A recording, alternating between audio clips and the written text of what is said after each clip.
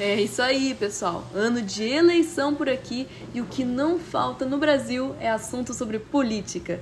Mas quase todos os assuntos são rasos, debates em que nada se aprende, só se grita e tudo absolutamente estressante. Mas nesse vídeo eu gostaria de falar desse assunto de uma maneira mais leve e principalmente sem tomar partido algum, porque eu amo política, por tudo que ela representa e sua complexidade, mas não gosto muito de futebol.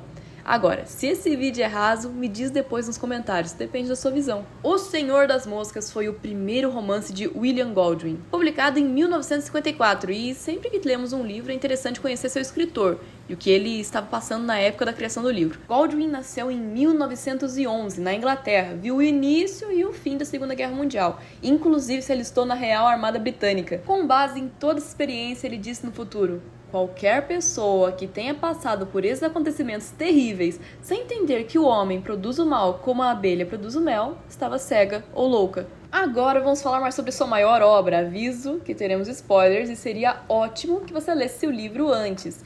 O Senhor das Moscas acompanha um grupo de meninos ingleses que, após terem sido evacuados do país por conta de uma guerra nuclear, sobrevivem a um acidente de avião. Todos os adultos acabam falecendo, mas as crianças são poupadas. Sem adultos por perto, eles tentam criar uma sociedade própria, que vai até razoavelmente bem no início, mas depois se torna uma verdadeira anarquia. No livro temos 5 personagens importantes para a trama, e que representam aspectos da humanidade: Ralph, Porquinho, Simon, Jack e o Senhor das Moscas. Ralph é um líder nato, eleito de maneira democrática pela ilha, carismático, um discursista e, no geral, muito sensato. Ele representa a liderança, o senso de ordem e a moral. Porquinho representa a razão, a organização e o planejamento. Simon é a personificação da bondade. Ele ajuda os mais novos sem desejar algo em troca, se afasta do poder da disputa, mas principalmente age por empatia genuína. Simon é bom mesmo sem o sistema. Ele possui um lugar especial na ilha, uma clareira linda e rodeada de flores que ele gosta de se deitar e admirar a vida ao seu redor. Acredito que Jack seja o mais óbvio, ele representa a sede pelo poder e o egoísmo. Por último e finalmente, o Senhor das Moscas.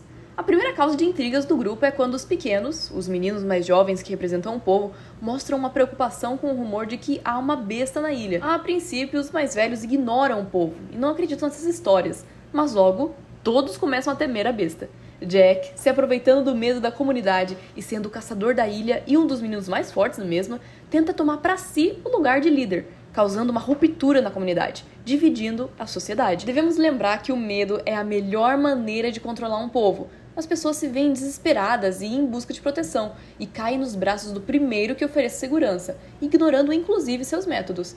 Essa foi a estratégia usada pelo alemão bigodudo na Segunda Guerra Mundial. Ele usou o medo de uma Alemanha quebrada, assim como promessas açucaradas de um futuro brilhante. As pessoas fecharam os olhos para as atrocidades que eram cometidas e abandonaram a empatia. Falando em empatia, Simon foi o primeiro a descobrir quem era a besta. Os pequenos haviam mencionado que o monstro estava na montanha, perto da grande fogueira. Todos os outros garotos estavam com medo de verificar, de enxergar a verdade. Mas Simon foi, sozinho.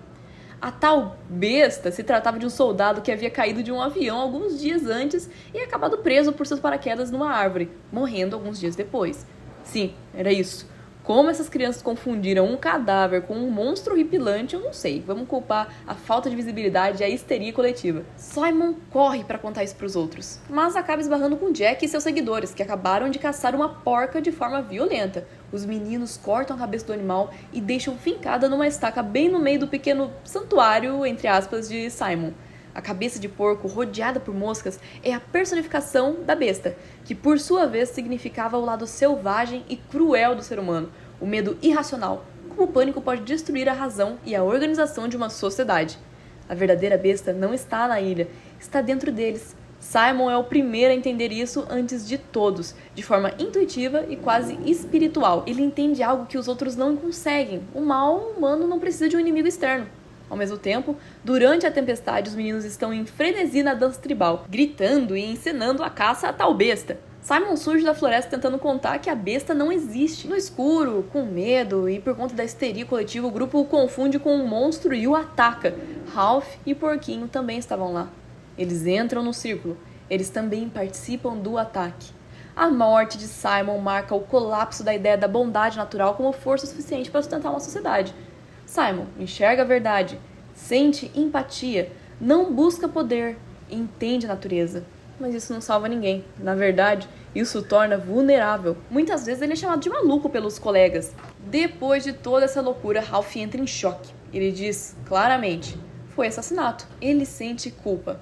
A morte de Simon marca o ponto de virada total. A verdade e a consciência são destruídos pela massa em pânico. Mais pra frente, Porquinho, que representava a razão e puxava Ralph de volta à realidade, também é morto. Ralph se vê sozinho na ilha, sendo caçado igual a um animal. Os pequenos, o povo, há muito tempo estão esquecidos no meio dessa guerra entre dois líderes. A ilha de repente se vê em chamas e Ralph foge para a praia. Lá, um soldado acompanhado de sua tripulação e um navio veio ao resgate dos meninos ao ver a fumaça.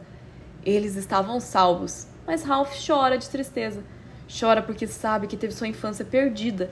Todos nós passamos pela mesma coisa, com a inocência sendo assassinada, vítimas da humanidade, vítimas de nós mesmos.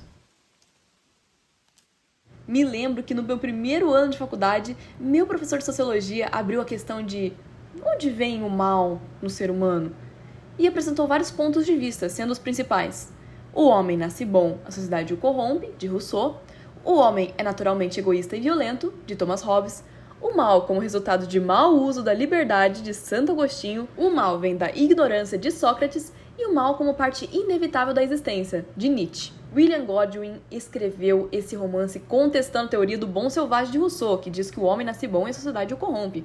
Claro, depois de ver tantas barbaridades na guerra, sua fé na humanidade se abalou. Quando meu professor apresentou isso na lousa, eu, com meus 17 anos de idade, imediatamente abracei a teoria de Rousseau. Alguns míseros 3 anos depois, agora, não sendo um poço de ancestralidade, nem dona da verdade, mas um pouco mais sábia do que era em 2022 e um pouco mais consciente de mim mesma, estou junto a William Godwin. Acredito no que Thomas Hobbes dizia. Afinal, como que a sociedade pode corromper o homem se ele mesmo a criou? Somos animais, somos selvagens por natureza. Porém, graças às dádivas da evolução, não precisamos mais agir como animais. Observe o que ocorreu na Ilha do Senhor das Moscas. Os líderes seguiram a moral e as regras, porém só até uma grande crise os afetar. A primeira coisa a ser descartada foi a empatia e a busca pela solidariedade verdadeira, que deveriam ser o pilar de qualquer sociedade. Logo depois foi o povo. Por fim, toda a razão e lógica. Isso te lembra alguma coisa? Talvez o começo de qualquer guerra que nosso mundo já viu? Precisamos, dentro de nós, termos um pouquinho de Ralph, Porquinho e Simon. E principalmente, fugir de qualquer coisa que se assemelhe ao Jack. Sei que estou falando de algo quase utópico, mas se você viu esse vídeo até aqui, eu peço que a partir de hoje, escute a outra parte e faça o possível para evitar a polarização. Os líderes dividem o povo para dominá-los, ao mesmo tempo que o ignora para disputar pelo poder. Não sejam peças nesse jogo e lembre-se, uma sociedade unida não teme a nada. Por favor, me deixe seu like, porque eu agora lhe deixo com essa visão incrível e tropical do nosso Brasil abençoado.